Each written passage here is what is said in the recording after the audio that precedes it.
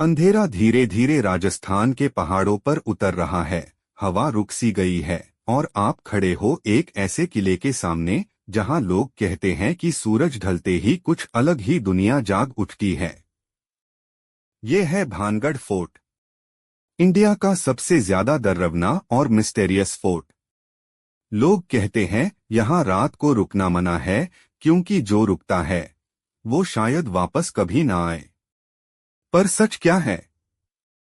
कहानी या हकीकत? चलिए आज इस राज को समझने की कोशिश करते हैं। 16वीं सदी, राजस्थान के अलवर डिस्ट्रिक्ट में अरावली पहाड़ियों के बीच एक शानदार शहर बसाया गया।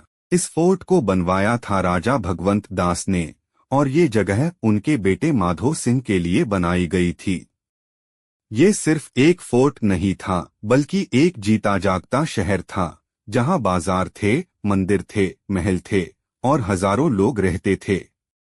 लेकिन आज यहाँ सिर्फ सन्नाटा है, टूटे हुए मकान और एक अजीब सी खामोशी। इस जगह के खत्म होने के पीछे सबसे मशहूर कहानी एक श्राप की है। पहली कहानी कहती है, यहाँ एक तपस्वी रहते थे जिनका नाम था गुरु बालूनाथ। उन्होंने एक शार्ट पार फोर्ट बनाने की इजाजत दी थी कि किसी भी इमारत की परछाई उनके आश्रम पार नहीं पड़नी चाहिए। लेकिन वक्त के साथ फोर्ट बड़ा होता गया और एक दिन उसकी परछाई साधु के स्थान पर बैठ गई। कहते हैं उसी दिन साधु ने श्राप दिया, ये शहर बर्बाद हो जाएगा, और धीरे धीरे ये जगह वीरान हो गई। दूसरी कहानी और भी ज्यादा डरवानी है। भानगढ़ की राजकुमारी रत्नावती अपनी सुंदरता के लिए मशहूर थी। एक तांत्रिक जिसका नाम सिंघिया था उससे प्यार करने लगा। उसने कला जादू से राजकुमारी को अपने वश में करने की कोशिश की, लेकिन राजकुमारी ने उसका प्लान समझ लिया और उससे मार दिया। मरते वक्त उस तांत्रिक ने श्राप दिया, ये जगह कभी आबाद नहीं होगी, और कहते हैं उसके बाद से ये शहर कभी वापस जिंदा नहीं हो पाया। आज भी ये फोर्ट ऑफिशियली एक टूरिस्ट प्लेस है, लेकिन एक अजीब रूल है।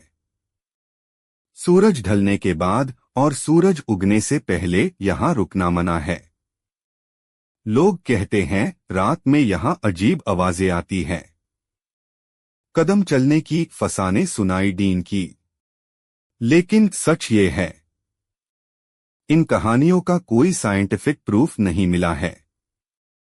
ये सब ज्यादातर लॉगऑन की कहानियां और फोकलोर है। तो क्या भानगढ़ सच में हॉन्टेड है, या सिर्फ कहानियों ने ऐसी डरवना बना दिया है? जब आप इस खामोश शहर में खड़े होते हो तो सच और कहानी के बीच की लाइन धीरे धीरे धुंधली हो जाती है।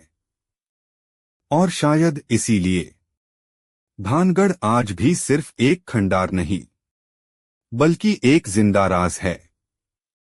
एक ऐसा राज जिसे समझने के लिए हिम्मत चाहिए।